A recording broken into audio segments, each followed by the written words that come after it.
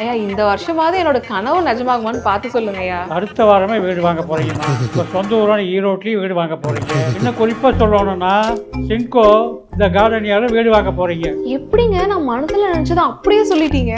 நீங்கள் சின்கோவில் வீடு பார்த்துட்டு வந்த ப்ரௌசரை ஜாதகத்துக்குள்ளே வச்சுருக்கீங்களே, இதாங்க பிடிங்க. நீங்கள் சின்கோ இந்த கார்டனியாவில் வீடு வாங்குற மாதிரி இருந்தால் ஜாதகமே பார்க்க வேண்டாம், தாராளமாக போய் வாங்கிக்கலாம் வீடு.